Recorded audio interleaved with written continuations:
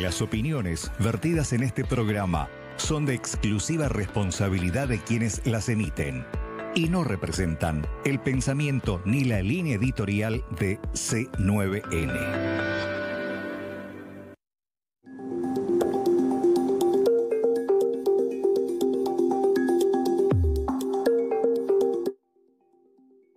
Diálogo Franco es presentado por Astillero Aguapé, Frigorífico Guaraní, Puerto Seguro, Lácteos Trébol, Fundación Paraguaya, Importadora Roma, Laboratorios Lauda, Cuatiá, Servicios Médicos Migone, Fibra y Arte, Angripaz, Frigorífico Neuland, Urba Inmobiliaria, La Criolla, Viesa S.A.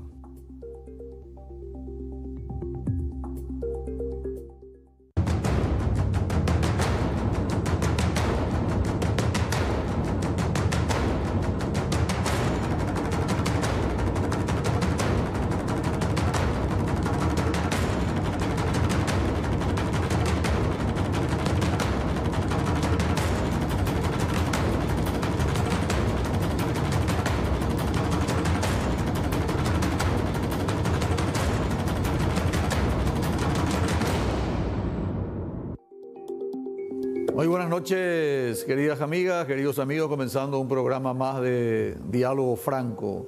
Hoy no es definitivamente un programa común, es el primer programa del mes de agosto. Estamos con un invitado internacional en estudio y comienzo expresando públicamente mis pésames por el fallecimiento de la senadora Zulma Gómez. Amiga, correligionaria, en varias ocasiones estuvimos juntos. Bueno, después nos separamos, cosas de la política, pero ante la inmensidad del misterio de la muerte, a sus familiares, a sus parientes, a los amigos del Alto Paraná de Ciudad del Este, sinceras condolencias. Estamos hoy con el ex embajador del Reino de España ante la República del Paraguay, el doctor Ignacio García Valdecasas.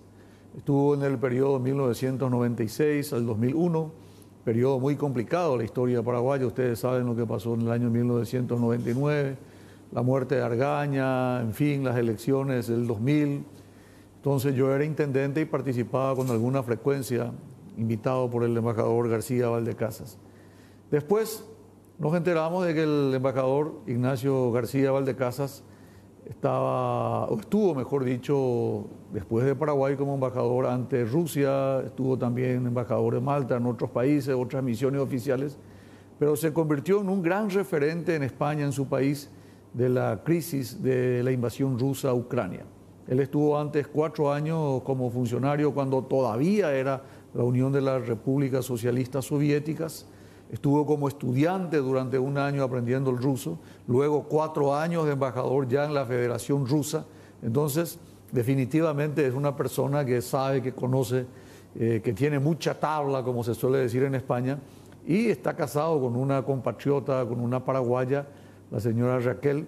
Así que eso hace que también el embajador venga con alguna frecuencia. Gracias a la señora Raquel. Y por supuesto al embajador. Embajador, ¿cómo estás? Buenas noches. Muy bien, muchas gracias. Gracias, doctor Franco, por invitarme y también quiero agradecer al SNT la invitación. Para nosotros es un placer. Embajador, Paraguay dice estamos lejos de la zona de conflicto, no estamos en Europa, no somos vecinos ni de Rusia ni de Ucrania, pero sin embargo nos interesa, queremos saber, y quién mejor que usted, que tiene mucha experiencia, que tiene vivencia de haber estado en Rusia, para poder explicar a la audiencia que nos está viendo ahora, todo el país nos está viendo, la audiencia es total, embajador. Así que, ¿por qué se da el conflicto entre Ucrania y Rusia? ¿Por qué la invasión rusa a Ucrania? Bueno, permítame, antes de entrar en materia, que haga algunas aclaraciones, porque este asunto es muy vidrioso y espinoso.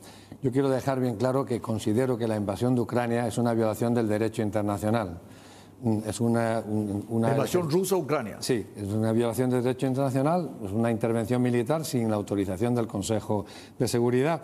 aunque luego las distintas intervenciones, que no son excepcionales, pero tampoco son habituales, yo recuerdo más de 20 desde mi infancia, pues producen distintas reacciones. Esto es algo que quiero dejar bien claro. También quiero dejar bien claro que yo soy un atlantista en el sentido de que voté a favor de la permanencia de España en la OTAN en el referéndum que convocó el presidente Felipe González, pero que luego he tenido serias dudas sobre la conveniencia o no de la ampliación de la OTAN hacia los países del este de Europa. La tercera aclaración que quiero hacer es que yo admiro las virtudes del pueblo ruso, pero tengo pocas simpatías por el régimen político actual en la Federación, si bien creo que las intervenciones exteriores deben ser muy matizadas para no producir efectos contraproducentes, para no tener efectos contraproducentes. Dicho esto, la pregunta, ¿por qué se ha producido la invasión? Bueno, yo creo que hay que conocer la historia. Hay que conocer la historia lejana y la historia cercana de la zona para entender mejor por qué se ha producido esta intervención militar. A ver, definitivamente Ucrania llegó a formar parte de la Unión de las Repúblicas Socialistas Soviéticas. La anexión de Catalina la Grande hizo que toda esa parte actual de Ucrania y la zona del Donbass forme parte de Ucrania. Pero en definitiva el que le da ese territorio a Ucrania fue Lenin en 1929, si mal no recuerdo. Si quiere podemos ver algunos mapas. Por favor.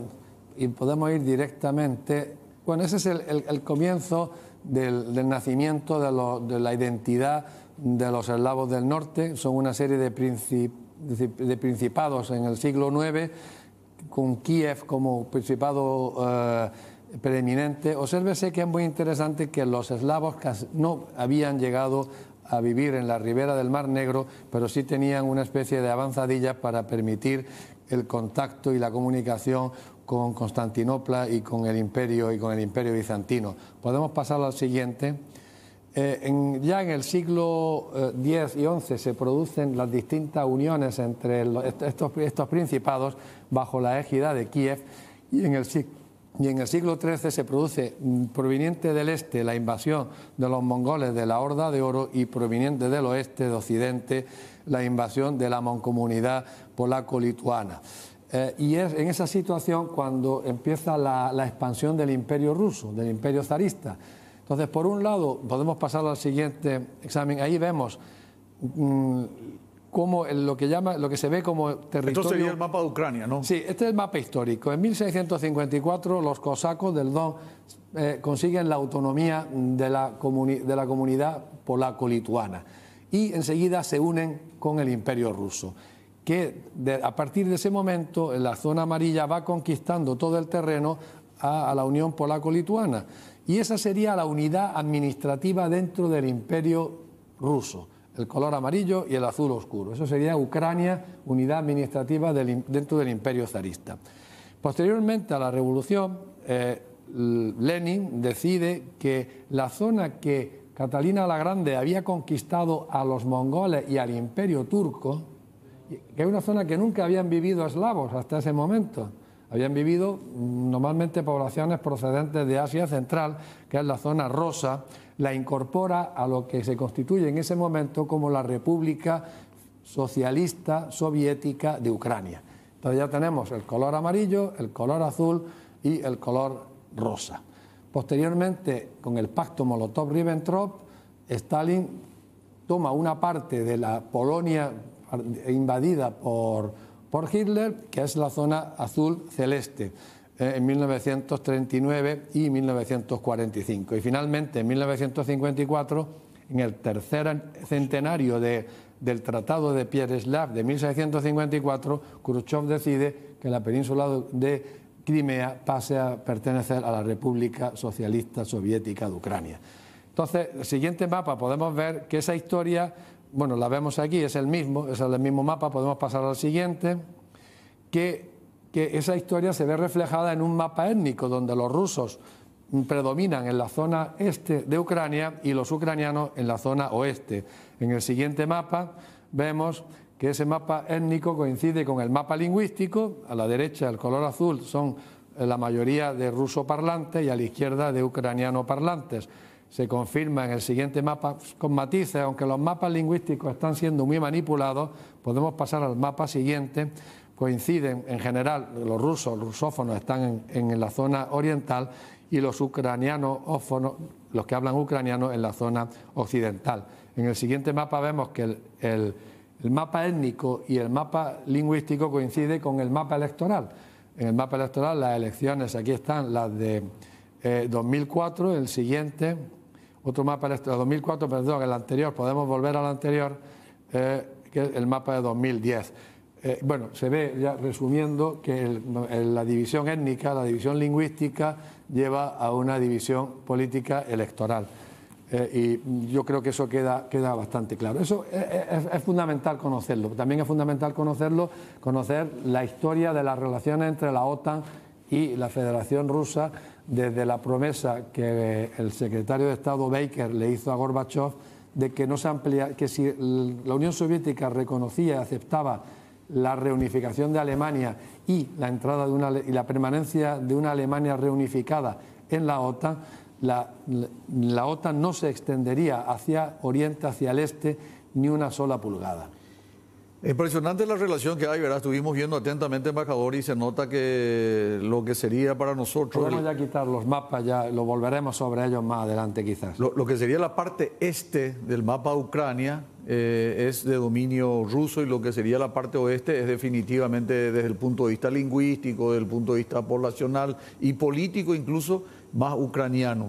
Hay una relación muy fuerte de Ucrania con Rusia, el Holodomor, que muy poca gente conoce y no recuerda acá. Nosotros tenemos una gran cantidad de compatriotas, porque hoy son paraguayos, los menonitas. El origen religioso son seguidores de Karl Meno, pero son paraguayos definitivamente. Ellos vinieron justamente de esta zona de Ucrania. Ahí Stalin, en el año 1932-33, mientras nosotros nos enfrentábamos con los bolivianos por el Chaco, Stalin mató más de 13 millones de personas en la zona justamente de Ucrania. No, la historia de la zona es terrible, de una tragedia difícil de describir.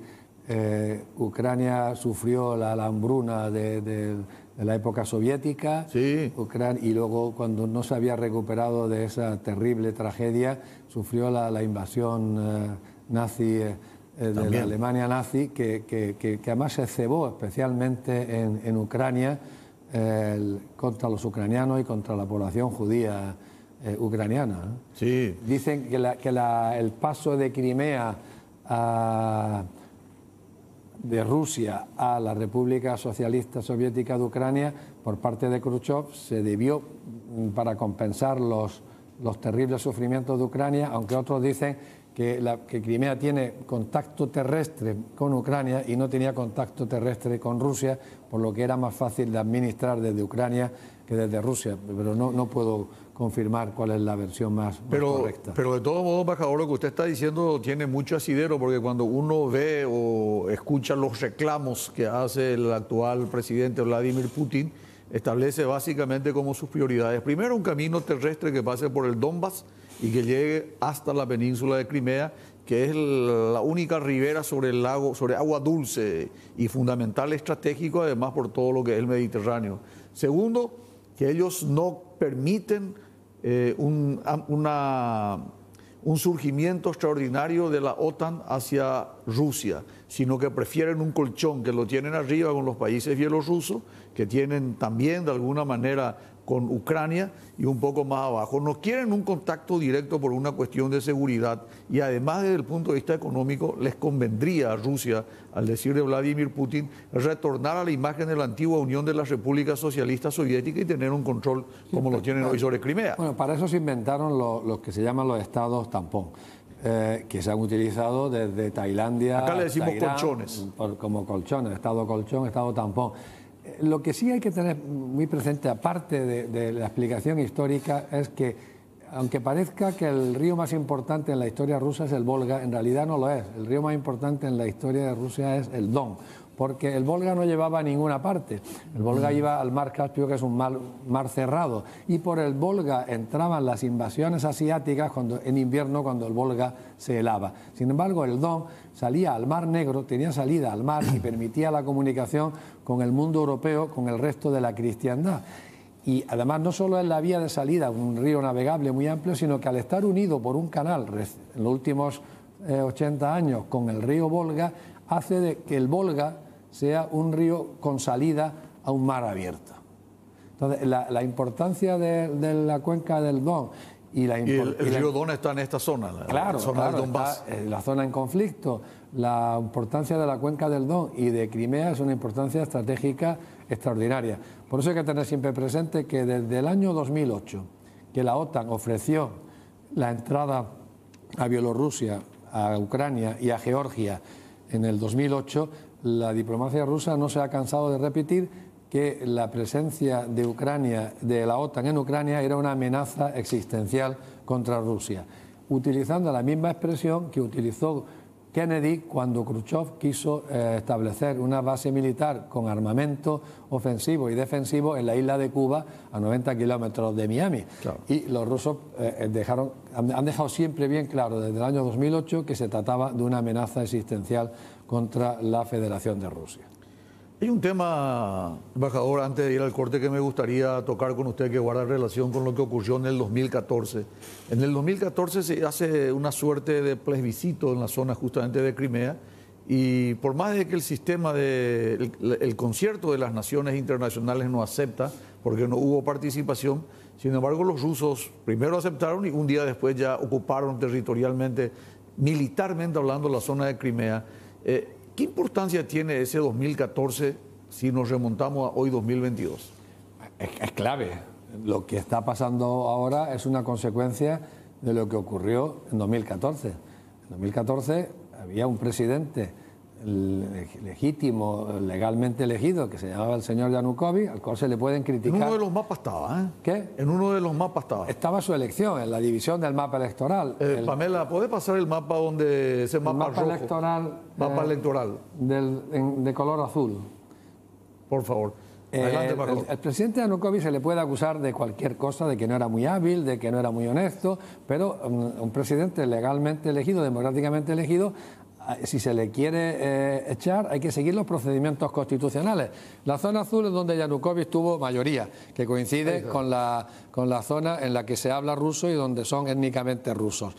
Y Yanukovych, como decía, se le puede acusar de muchas cosas, pero cuando uno no está de acuerdo con el presidente de la República hay que respetar los cauces constitucionales o bien esperar a las próximas elecciones, pero no se le puede dar un golpe de Estado y echarlo con el uso de la fuerza. Y a raíz de ese golpe de Estado, porque en 2014 lo que hubo en Kiev fue un golpe de Estado contra un presidente democráticamente elegido, es cuando se desarrollan todos los acontecimientos. Primero, la rebelión separatista en el Donbass, en Lugansk y en Donetsk, y la ocupación por parte de Rusia de la península de Crimea. A Rusia, sin la salida del Don, sin el mar de Azov, sin Crimea, se queda sin la base naval de Sebastopol, se queda sin salida al mar toda esa zona y sin la flota del Mar Negro. Estratégicamente es esencial para Rusia, pero no lo es para la OTAN. Esa es mi opinión. Muy interesante. Nosotros tenemos que ir al primer corte y regresamos inmediatamente hoy con la presencia del embajador de España en el Paraguay, el doctor Ignacio García Valdecasas. En el año 96. Bueno, de vuelta hoy con el doctor Ignacio García Valdecasas, reitero, embajador del Reino de España aquí en Paraguay durante el periodo 96-2001. Gran amigo, todo lo que en ese momento estábamos dentro del firmamento político lo conocemos porque lo tratamos y compartimos con él. Embajador, la situación de Ucrania, estuve leyendo los números antes del programa porque no quería improvisar ante una persona que tiene un conocimiento tan acabado. A mayo la cifra de fallecidos sube a 29.200 fallecidos, hay más de 5 millones de desplazados, 7 millones de refugiados, las carreteras destrozadas, los puentes rotos, centros comerciales inexistentes. ¿Qué pasa con Ucrania? La mayoría de las mujeres y los niños fuera del país, los varones defendiendo. Vamos a hablar después de Rusia, ¿verdad? Pero quiero dedicarme en estos primeros minutos a Ucrania. ¿Cómo se reconstruye un país así, usted que sabe tanto, embajador, desde el punto de vista del apoyo internacional? Bueno, yo en cuanto a la guerra prefiero no manejar cifras de ningún tipo. En primer lugar porque bueno, la primera víctima de una guerra es la verdad. Desde que yo estudié en el bachillerato que la población alemana en 1919 estaba convencida de que Alemania había ganado la Primera Guerra Mundial, entendí claramente que la verdad es la primera víctima. Yo aconsejo tomarse todas las cifras con una cierta prudencia y esperar a los informes y a las conclusiones de Naciones Unidas. Cuando dicen sí, como pasó con el ataque a la maternidad, aquel ataque famoso, pues, por lo visto el informe de Naciones Unidas ha concluido que no hubo un crimen de guerra y que fue una responsabilidad de ambas partes. Por eso yo aconsejo prudencia y una cierta distancia.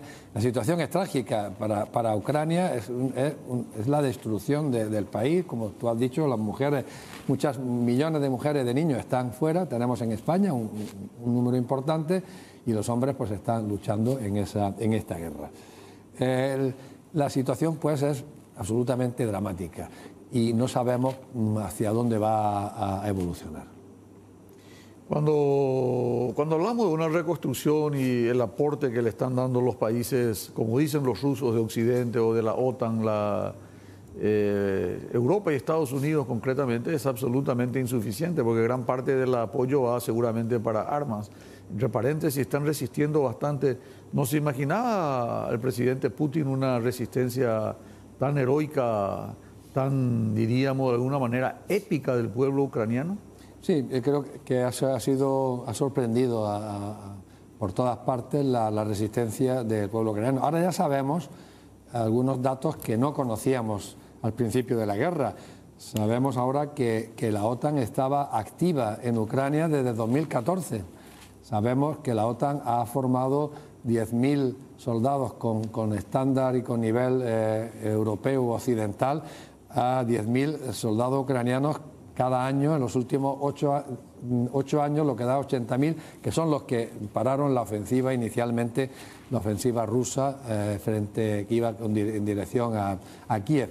La presencia de la OTAN empezó en 2014 y fue creciendo progresivamente, y creo que fue una de las razones por las que finalmente Rusia decidió intervenir militarmente en Ucrania. Embajador, ya yendo un poquito ahora ya a Rusia propiamente dicho, usted que estuvo ahí, el ciudadano de Moscú, la capital, ¿siente esta guerra? ¿Está a favor de la guerra? ¿Cómo le afecta? Porque me imagino, hay muchos rusos que deben tener sus familiares en Ucrania. Antes era un solo país, familiares de ida, de vuelta, universidades, en fin. ¿Cómo siente el ciudadano ruso en general, no la clase política de esta guerra? Sí, yo ahora mismo no tengo una información directa, puesto que no tengo contacto, no he ido, no puedo hablar con los amigos. Lo que sí, las referencias que tengo es que al principio pues, hubo una parte de la población que apoyó esta intervención y una parte que estaba en contra por razones de principio. Lo que sí parece es que en las últimas semanas y meses ha habido un incremento del apoyo de la población, tanto del pueblo en general como de la élite, que en un momento había mantenido unas posiciones reticentes al ver algunas de las declaraciones de determinados dirigentes occidentales, que han llegado a afirmar que el objetivo de la guerra era poner de rodillas a Rusia, y eso ha hecho que el gobierno ruso incremente los apoyos entre la población y entre la élite. Occidente, la OTAN en concreto, la OTAN está apoyando a Ucrania decididamente, y le estamos apoyando tanto militarmente como en ayuda humanitaria como en ayuda económica. Y lo hacemos porque, en principio, porque creemos que Ucrania tiene derecho a elegir sus alianzas. Pero yo tengo algunas dudas si lo estamos haciendo en base a unos principios de carácter general o lo estamos haciendo por interés. Me explico. Si Ucrania tiene derecho a elegir sus alianzas militares, quiere decir que Rusia no tiene derecho a tener una zona de influencia, ni siquiera a solicitar la existencia de estados tampón o estados colchón. Pero ese principio lo vamos a aplicar en otras zonas geográficas. Mi pregunta, ¿vamos a aplicarlo en el Caribe? ¿Lo vamos a aplicar en el sudeste asiático? Si Vietnam decide una alianza militar con Estados Unidos, tiene que ser global. China va a aceptar una base militar norteamericana en el Golfo de Tonkin o en su frontera terrestre. Si Cuba decide hacer una alianza militar con China, ¿vamos nosotros a apoyar a Cuba frente a Estados Unidos? Yo tengo algunas dudas. Entonces, si no es un principio de carácter general lo que estamos defendiendo, si no es un principio de carácter general, y parece que no lo es, puesto que no lo aplicaríamos en otras zonas del mundo, lo que le estamos aplicando a Rusia, entonces estamos apoyando a Ucrania por intereses. Y entonces, si lo estamos apoyando por intereses, habría que calcular bien los intereses. Bueno, es complicado. Lo que usted acaba de plantear, embajador, realmente abre el panorama como para una discusión mucho más amplia, indudablemente. Pero es la esencia del conflicto, porque sí, la esencia del conflicto es la pertenencia o no de Ucrania a la alianza militar del Atlántico Norte. Lo que ocurre es que en Rusia presentan como un conflicto bélico, nos lo presentan como una guerra. Cuando nosotros, yo en mi carácter de comunicador actualmente, leo los cables y veo guerra, invasión rusa. Es una guerra, sin embargo, es una invasión. Bueno, pero para el pueblo ruso o para la opinión pública del gobierno, para la opinión publicada por el gobierno oficial de Vladimir Putin, se trata de un conflicto bélico. Es más, ellos reclaman una intervención especial. Intervención especial. Una intervención especial. Intervención especial. La palabra guerra no se usa en el lado ruso. Intervención especial. Sí, pero eso es jugar con las palabras. Intervención militar especial. Intervención militar especial. Sí, así, esa es la definición. Es jugar con las palabras. Embajador. Es jugar con las palabras. Hay una guerra entre Rusia y Ucrania, y yo diría que hay una guerra entre la OTAN y Rusia por Ucrania interpuesta, que Ucrania es la que pone, desgraciadamente, la destrucción de su territorio y su población y los muertos y los soldados. Ahora, si uno ve el mapa, hablamos de Moldavia, entre paréntesis, conocimos cuando hubo un partido de la Copa de la Champions League en Europa y había un club que jugó un partido que no tenía estadio, era de Moldavia, no tenía estadio de fútbol y utilizó el estadio del Shakhtar Donetsk para su partido. Y hay otro país cercano, una línea divisoria, Transnistria. Transnistria es... No entramos todavía a eso y que puede ser otro foco de conflicto, embajador. Transnistria y Moldavia. Yo creo que no, que el conflicto se va a limitar a Ucrania. No creo que el conflicto se extienda... Pero está Odessa en ese territorio, ¿no? Odessa, sí. La duda es si la Federación Rusa querrá llevar su ofensiva hasta Odessa o no. Odessa es una ciudad rusa construida por los rusos, una de las ciudades más bellas construidas por los rusos.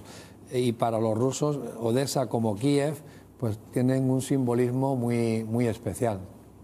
Entonces, yo dudo que Odessa vaya a sufrir... Pero Odessa hoy está bajo control de Ucrania. Sí, que yo no pero dudo. muy al oeste. Dudo, sí, ya en la frontera... ¿Con Rumania? Sí, bueno, sí, bastante cerca de la desembocadura del Danubio. Yo dudo que Rusia vaya a llevar la ofensiva en términos generales de destrucción hasta la ciudad de Odessa, pero tampoco lo descarto. Muy bien, nosotros tenemos que ir al segundo corte y regresamos inmediatamente. Muy interesante, muy apasionante la entrevista con el embajador. Vamos a tener por el Día de la Amistad un sorteo, ahí Pamela va a poner enseguida en el Zócalo cómo pueden comunicarse los televidentes para algunos presentes por el Día de la Amistad. Bueno, escuché que el señor embajador está con un poco de tos, espero que sea por el aire acondicionado nada más, pero por las dudas, embajador, esta es una gentileza de Laboratorios EMPA, es un antigripal, está perfectamente indicado qué comprimido se toma durante el día para que no le dé sueño y por supuesto a la noche, descongestivo, antigripal y antihistamínico. No, ha sido al beber el agua. Ah, ok. Bueno, embajador, repasamos el motivo por el cual se dio el conflicto entre Rusia y Ucrania. Vimos también un poco la situación actual, cómo está hoy, la violación tremenda, la muerte de civiles, explosión de repente en centros comerciales, hospitales, ya hablamos también de eso. Violación de mujeres, estado dantesco que está pasando infelizmente los amigos de Ucrania.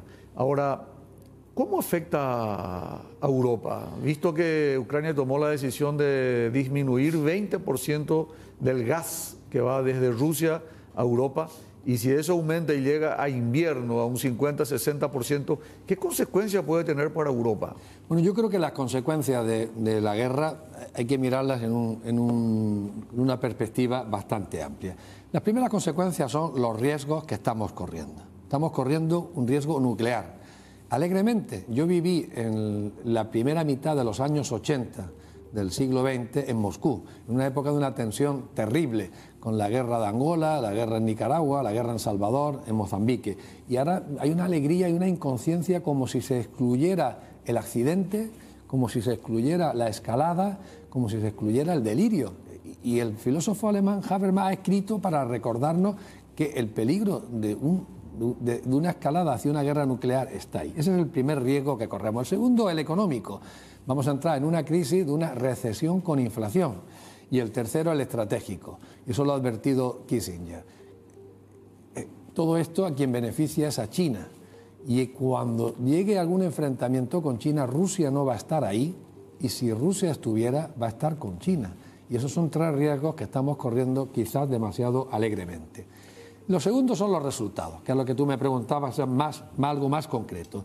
Y los resultados pues son catastróficos. Los resultados es la destrucción de Ucrania, la ruina o el gran empobrecimiento de Rusia, el empobrecimiento también de la Unión Europea con un futuro incierto cuando Alemania empobrecida tenga que gastar el 2% de su PIB en armamento, porque ahora se ha decidido que vamos a gastar el 2% de nuestro armamento de nuestro presupuesto, de nuestro PIB, en armamento. Va a seguir financiando en la medida que financia ahora el presupuesto de la Unión Europea. No, con seguridad que no. Estamos también abandonando los desafíos internacionales, la lucha contra el cambio climático, la lucha contra las pandemias, la lucha contra la pobreza, todo eso consecuencias, se ha vuelto a la energía del carbón.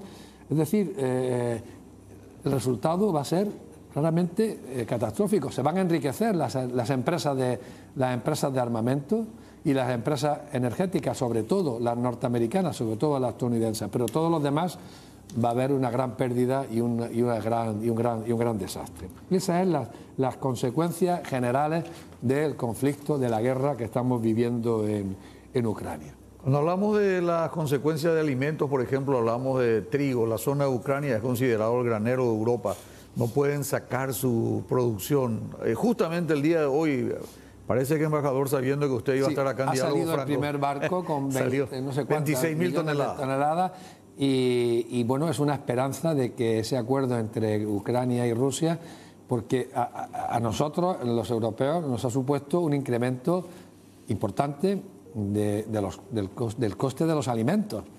Del coste de alimentos, porque claro, es el trigo, son los fertilizantes y son los piensos. Todo eso ha supuesto. Pero para África, pero para algunos países de África y de Asia, lo que ha supuesto es el hambre. Claro. Y el riesgo al suministro alimentario. Y eso hay que tenerlo en cuenta. Yo espero que el acuerdo entre Ucrania y Rusia se consolide y puedan seguir adelante las exportaciones de granos, de cereales, las exportaciones de girasol y las exportaciones de fertilizantes, que son tres productos donde Ucrania y Rusia, porque tampoco estaba saliendo el grano de Rusia porque lo hemos sancionado a Rusia. Rusia está sancionada. Entonces, y eso está repercutiendo muy negativamente en la economía europea. Las sanciones contra Rusia, yo no conozco el grado de efectividad contra Rusia, pero sí conozco el grado de efectividad que están produciendo negativamente en los países europeos. Pues una serie de situaciones absolutamente, diríamos, insospechadas. Primero, no se podía hacer la transacción en otra moneda que no sea el rublo. Después el SWIFT, que también fueron de alguna manera una sanción que le dio la OTAN. Ahora se suma lo que usted acaba de señalar, los alimentos. Y esos alimentos tienen que salir en su gran mayoría, sobre todo para ir hacia África, a través del Mediterráneo, y no lo pueden hacer por el conflicto bélico. Esta disrupción que se da en el transporte, en la logística, también tiene consecuencias para nosotros aquí en América Latina. No estamos recibiendo insumos para nuestra tierra. todos los elementos para enriquecimiento del suelo, la urea, que normalmente venía de Rusia, de Ucrania, no lo estamos recibiendo. Sí, estamos nosotros en Europa, está en la misma situación. Estamos con una escasez importante de cereales, estamos en escasez importante de girasol y estamos con una escasez importante de fertilizantes, tanto de Ucrania como de Rusia.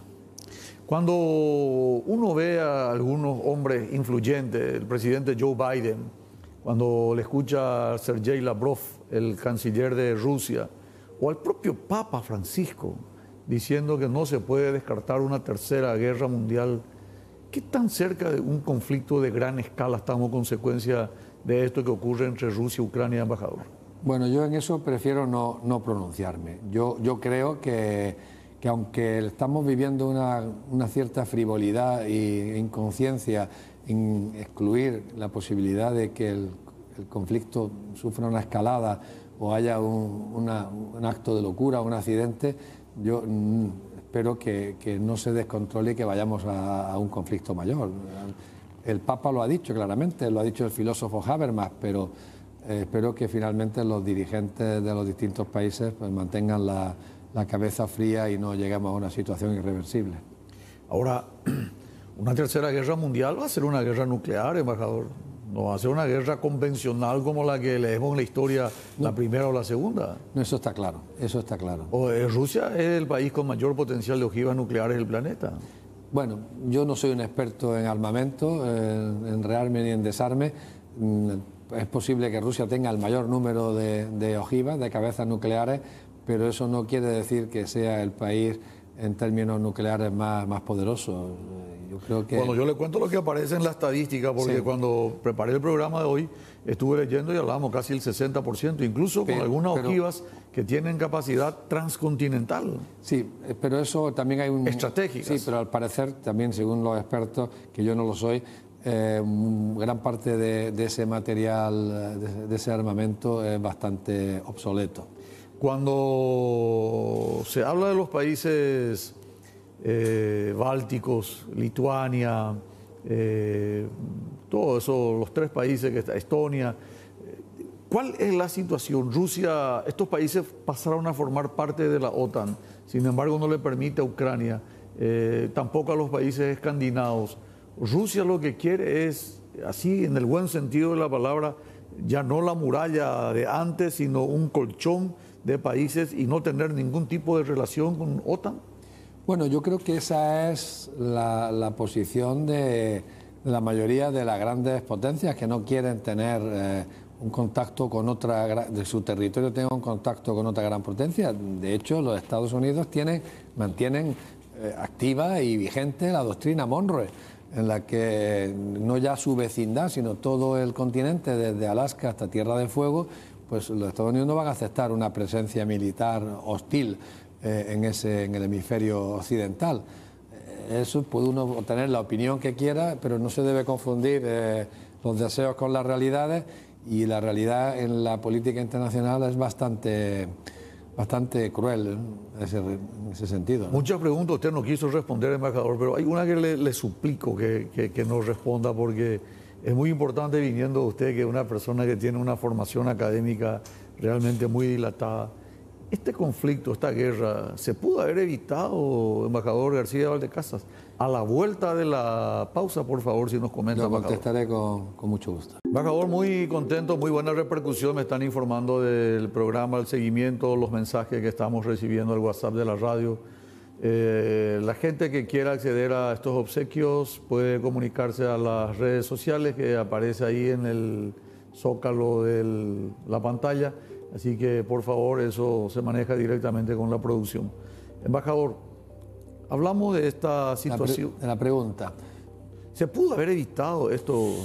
Eso siempre es difícil decirlo, pero hay un grupo de analistas, sobre todo profesores norteamericanos, que consideran, y yo me inclino a opinar, a seguir esta tendencia de opinión, que si no se hubiera producido el golpe de Estado de 2014, si hubieran dejado al presidente Yanukovych terminar su mandato, haber tenido unas elecciones normales, como las que había habido en Ucrania en los 20 años anteriores, si no se hubiera producido esa... y se hubiera mantenido el estatus de neutralidad de Ucrania, si hubiera mantenido el estatus de neutralidad de Ucrania, es muy posible que este conflicto se hubiera evitado. Ucrania es visto como un país con un alto porcentaje de corrupción, muy parecido a algunos países de la región, embajador, ¿eh? Sí, esa es la visión que se tiene de algunos países. Pero de Ucrania en particular. Y algunos señalan a Ucrania, sí. Sí, increíble. Estuve viendo la cifra. En España tuvo mucha repercusión el tema de los vientres de alquiler en Ucrania, Sí. sí, que es un tema muy escabroso. Sí, pero eso sería para otro programa. Sí, lamentable. Embajador, nosotros en América quisimos dejar esta parte final porque seguramente los televidentes se van a quedar con esta parte. A veces decimos no nos afecta mucho, sin embargo el combustible que estamos pagando es un combustible récord en los últimos 50, 60, 70 años. Nunca se pagó tan caro el combustible y se debe en gran medida a esta disrupción que se da en el transporte, la gran demanda que hay de combustible para Rusia, esa asociación que usted indicó, no declarada, pero diríamos evidente entre Rusia, China, Turquía. Se están creando algunas cuestiones. Ahora, por ejemplo, la presidenta de la Cámara de Representantes, Pelosi, estuvo en Singapur. Impresionante la cantidad de aviones que la estaban resguardando. Y China que le amenazaba que no baje. Y aparentemente mañana, martes, la presidenta de la Cámara de Representantes de los Estados Unidos, Nancy Pelosi, va a ir a la isla de Taiwán. ¿Sería crear otro conflicto más a nivel internacional, embajador? Sí, las consecuencias para América son claras.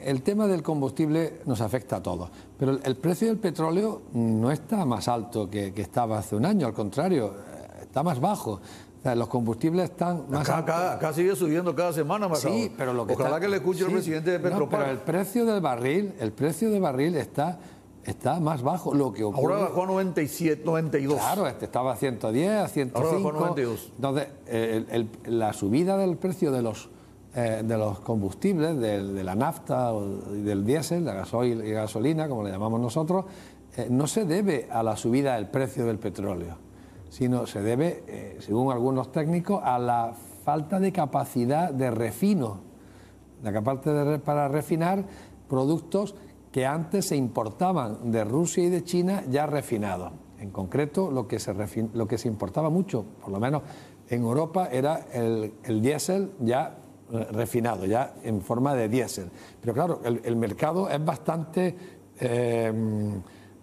está bastante comunicado. Si el precio del diésel sube en Europa, pues va a terminar subiendo en el resto del mundo, porque si en algún sitio está más barato, pues se va a comprar en ese sitio. Claro. Y si aumenta la demanda en ese sitio, pues va a producir un incremento del precio.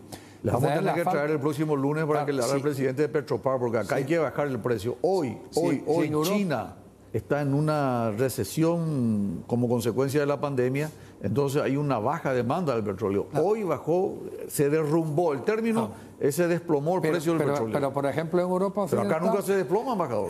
Claro, pero en Europa Occidental, como tenemos que refinar diésel, no podemos refinar queroseno y gasolina como se hacía antes. Antes se hacía refino fundamentalmente queroseno y gasolina y se importaba el diésel ya refinado, en gran medida.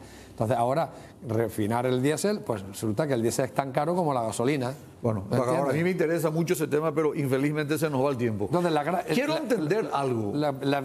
Uno de los grandes beneficiados va a ser la industria energética norteamericana y la industria armamentista norteamericana, como resultado de la guerra. En cuanto a América. En cuanto a América del Sur... A ver, vamos a repetir eso porque eso es muy importante. El gran ganador de esta guerra... Uno de los ganadores va a ser la industria energética americana y armamentística americana. Claro, porque si hemos decidido ahora pasar a gastar el 2% de nuestro PIB en armamento, todos los países de la OTAN, la mayor parte de ese armamento va a provenir de Estados Unidos. ¿No le parece que eso se da cíclicamente en la historia? ¿Perdón? ¿No se da cíclicamente en nuestra historia eso? ¿El qué? Y la corriente armamentística, cada 30, 40 años... Sí, pero para Europa, en mi opinión, es letal ahora dedicar el 2% del PIB a armamento.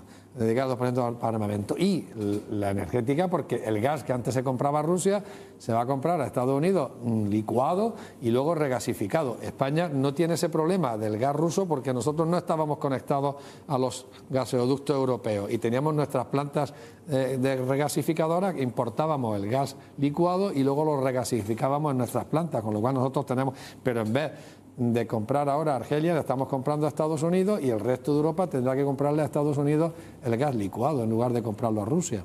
A un costo mucho más alto. A un costo bastante más alto. Por eso digo que siempre hay quien gana y quien pierde. Cuando el sistema de cañería conocido como Nord Stream, que viene justamente por la península escandinava, si mal no entiendo, Rusia dijo le vamos a recortar 20%. Estamos en verano en este momento en Europa. Cuando llegue a noviembre, diciembre, enero, puede llegar esto 20 a un 50, 60%. ¿Cómo usted se imagina, embajador, Europa sin gas? Pero bueno, la Unión Europea ha decidido sancionar a Rusia con unas sanciones durísimas. Le hemos confiscado 300.000 millones de euros en depósitos en bancarios, en nuestras entidades bancarias. Se le ha dejado de comprar petróleo. Se le ha anunciado que en su momento se le dejará de comprar gas. Pues claro, a un vendedor, si el comprador le dice que le va a dejar de comprar, procura buscarse otros mercados. Y cuando tenga otros mercados, efectivamente, yo estoy convencido que cuando Rusia encuentre otros mercados, pues dejará de venderle el gas a Europa y no esperará a que sea Europa la que deje de comprarle el gas. No va a esperar el vendedor a que el comprador encuentre una fuente alternativa para dejar de venderle. Eso está claro, a mí no me sorprende en absoluto que Rusia esté usando el arma del gas. Lo más normal es que lo haga. Claro, lógico. Además va a haber una necesidad casi, si se quiere, compatible con la misma vida a partir del invierno europeo. Serán 5 o 6 meses. Hoy es apenas 20%. Pero para Iberoamérica, para América del Sur, las guerras en Europa siempre han traído consecuencias positivas. Claro, sobre todo por la provisión de alimentos. Por la provisión de alimentos y la provisión también de productos industriales en la medida de lo posible. O sea que yo creo que en el caso de Paraguay, quitado el incremento del precio de los combustibles, pues han aumentado los precios de las materias primas, las exportaciones de Paraguay pues van a tener más valor, ¿no? No hay que tener una visión excesivamente pesimista. Bueno, yo espero que sí, tengo esperanza. Hablando de América Latina, embajador, la verdad que tenía muchísimas preguntas, pero ya se nos va el tiempo. ¿Cómo tenemos que entender los latinos el juego de Brasil? Brasil le tiene como presidenta a Jair Bolsonaro, claramente de derecha. Sin embargo, se jugó en este caso a favor de Rusia, se fue a Rusia, se solidarizó con Rusia, votó a favor de Rusia. ¿Y América? Bueno, eso se lo explico. A mí no me sorprende. La idea que corre en Europa es que el mundo está contra Rusia y contra Putin. Y esa es una idea que hay que matizar. En el Consejo de Derechos Humanos de Naciones Unidas, la mayoría de países miembros condenó a Rusia. Una minoría le apoyó y otra minoría se abstuvo de condenarla. Entre los países que se abstuvieron de condenarla o que la apoyaron, los que apoyaron a Rusia y los que se abstuvieron de condenarla representan las 4/5 partes de la población mundial.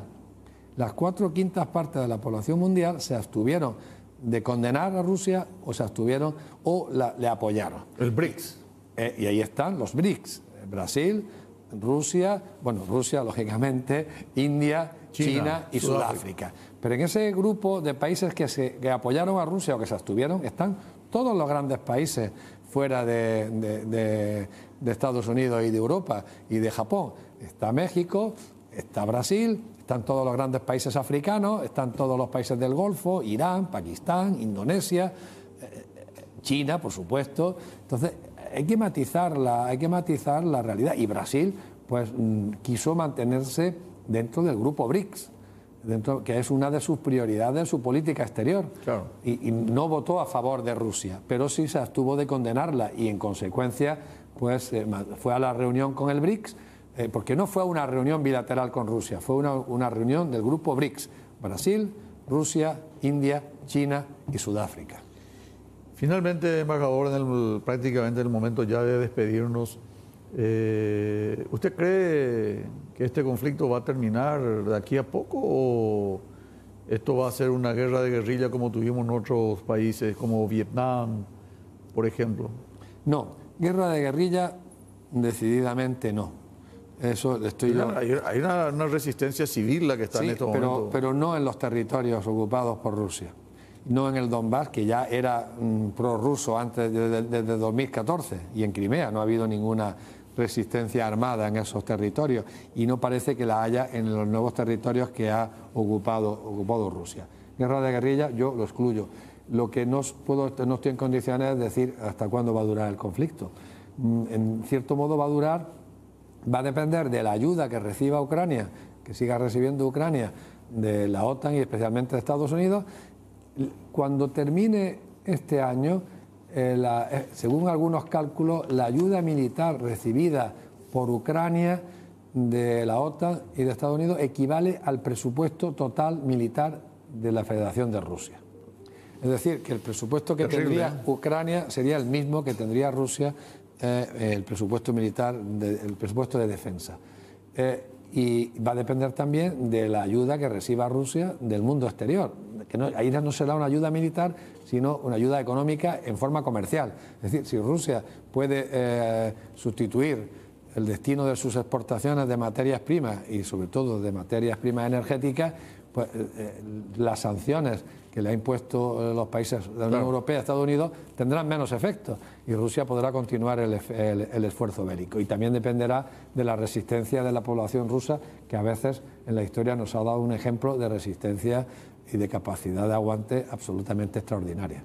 Muy bien, muchas gracias, embajador Ignacio García Valdecasa, un lujo. Realmente aproveché muchísimo, espero que también los televidentes lo hayan hecho. Una persona que conoce, que sabe, que se dedica a esto, que está impartiendo este tipo de charlas en universidades de España y de Europa, hoy compartiendo con nosotros aquí en Diálogo Franco. Gracias, embajador Ignacio García Valdecasa. Gracias a ti, presidente, doctor Franco, y gracias al SNT por haberme invitado. Estoy, como siempre, a vuestra disposición. Vamos a pedirle a doña Raquel que le traiga con más frecuencia para tenerlo con más tiempo acá. Vendré con mucho gusto. Gracias. Nosotros retornamos, si Dios permite, el próximo lunes con más Diálogo Franco. Muchas gracias. Diálogo Franco fue presentado por Astillero Aguapé, Frigorífico Guaraní, Puerto Seguro, Lácteos Trébol, Fundación Paraguaya, Importadora Roma, Laboratorios Lauda, Cuatiá, Servicios Médicos Migone, Fibra y Arte, Angripaz, Frigorífico Neuland, Urba Inmobiliaria, La Criolla, Viesa S.A.